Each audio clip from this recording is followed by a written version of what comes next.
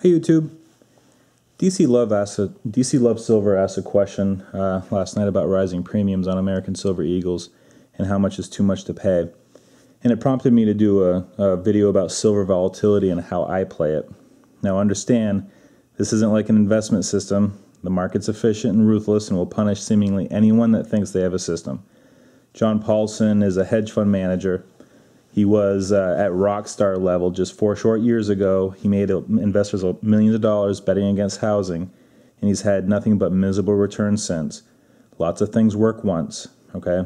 There's a lot of market Hail Marys that work. Approach a market with humility and not hubris. Silver is extremely volatile, and this is just how I handle it. Understand, I try to completely remove emotion from the equation, okay? Let's start with the dips.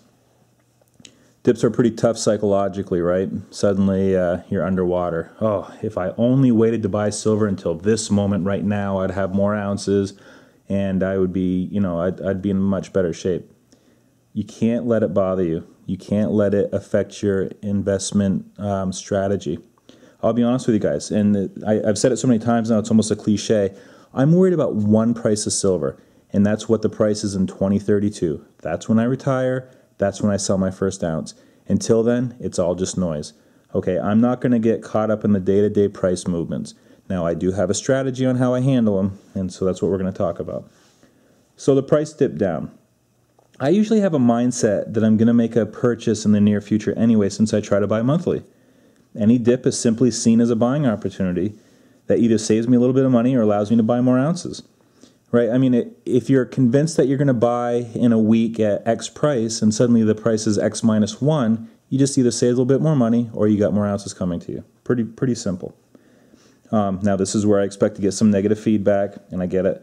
But it's always been my approach, not something I'm advising. It's just something I do.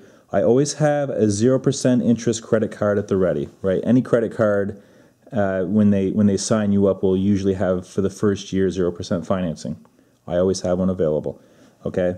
And if the dip is too extreme, what I'll do is I'll make 3 months worth of purchases at once, effectively looking at the dip, locking in the dip price for 3 months. Will that go against me at some point? Sure, yeah. I can buy thinking that it's the bottom and it's not, and it goes a little bit lower. Oh well, I'm a big boy, I can handle it. I typically use a strategy for just extreme price moves.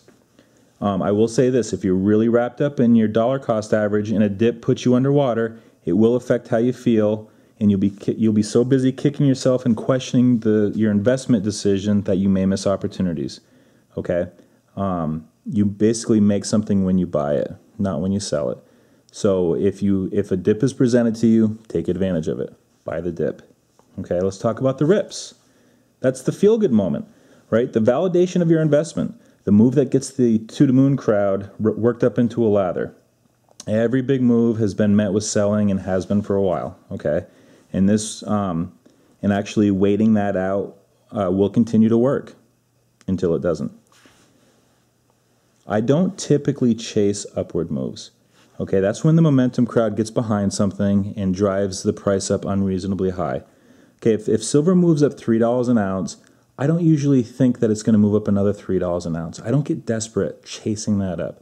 Usually, if it moves up $3, it'll give back half of that, okay? And that's what I usually wait for before I make my move. I'm not going to try to buy at the highs.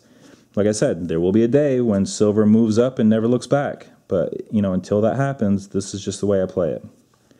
Anyone that tells you that they know when that will be, they're basically a snake oil salesman, okay? And there's a lot of people out there claiming that they know when the price of silver is going to explode higher, and I kind of tune them out, right? It's just basically noise to me. Think of yourself as a batter at the plate, and you're just locked in on a pitcher, right?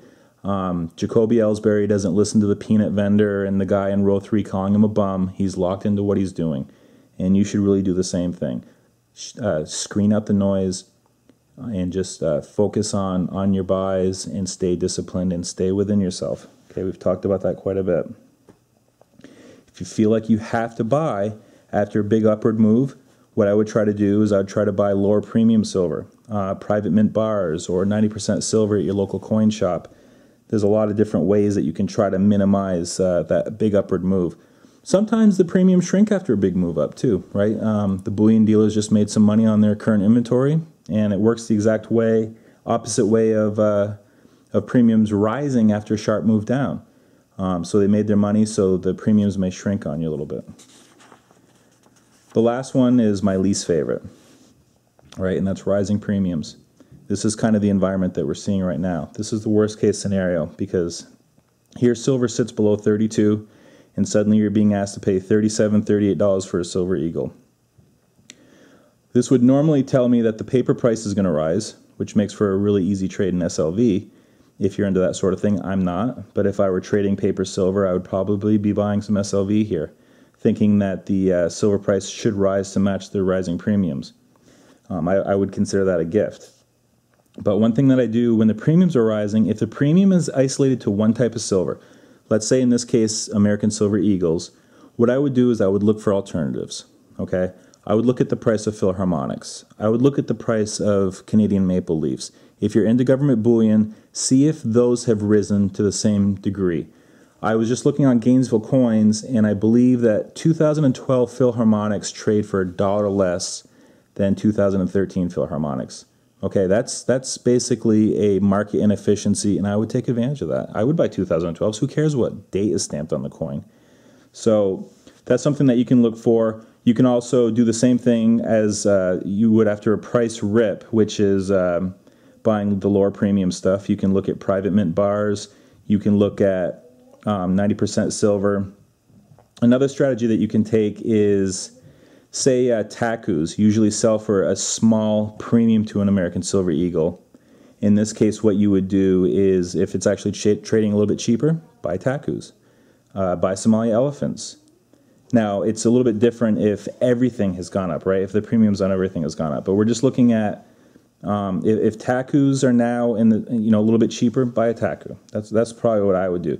Now, if you're really set on buying American Silver Eagles, and now the delta between American Eagle or say a Kookaburra or a Lunar Series coin has shrunk to the point where it's almost negligible, well, you know what? Maybe you can buy the Kookaburras. I mean, they've always held their premiums, and in fact, the series has done really well in the past.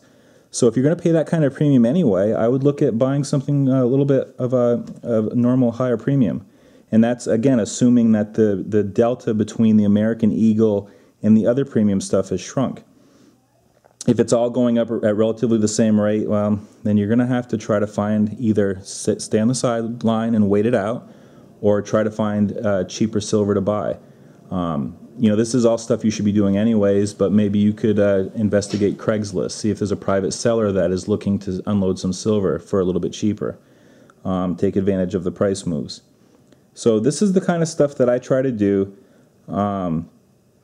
especially playing the volatility of silver. It can get frustrating, but if you stay disciplined, stay within yourself, keep the emotions out of it, you should do pretty well, and your stack should benefit because of it. Okay, guys, I'll talk to you later. Bye.